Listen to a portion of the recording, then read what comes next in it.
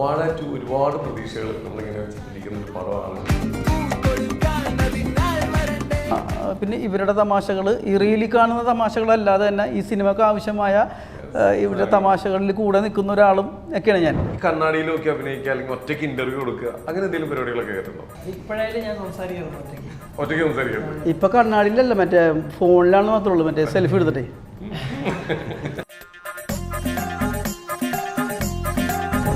കളിയാക്കാൻ ഭയങ്കര ഇഷ്ടമുള്ള വ്യക്തിയാണ്.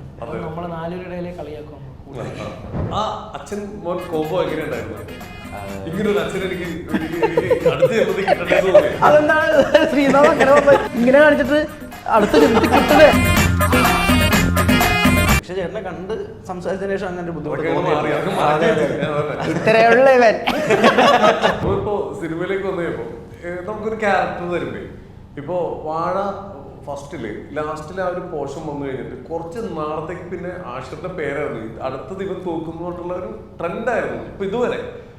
അങ്ങനെ ആൾക്കാരെ ഇഷ്ടപ്പെട്ട സന്തോഷമാണ്. ഒരു കാര്യം ചെയ്യുന്നതിലും ആൾക്കാർക്ക് അത്ര ഇഷ്ടപ്പെടുന്നതിലും തിയേറ്ററിൽ അത്ര റെസ്പോൺസ് കിട്ടുന്നതിലും അതൊക്കെ ഭയങ്കര സന്തോഷമുള്ള കാര്യമാണ്. സിനിമ എന്ന് പറഞ്ഞത് ഭാഗ്യമെന്ന് പറയാൻ ഏറ്റവും ആപ്റ്റായ ആൾ ഞാൻ തന്നെയാണ്. മിമിക്സ് പരേഡ് ഇല്ലെങ്കിൽ നമുക്ക് ഒറ്റക്ക് ഒരിക്കലും എനിക്കും ചെയ്യാൻ പറ്റില്ല. അല്ലെങ്കിൽ ഞാൻ ഇപ്പോഴും മാർക്കപ്പണിക്ക് പോകേണ്ടതെന്ന് തന്നെ.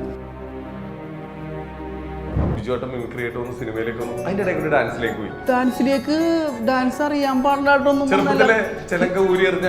അറിയാവുന്ന ആൾക്കാർ ചിലങ്കൂരുവോ എറിഞ്ഞിട്ടില്ല.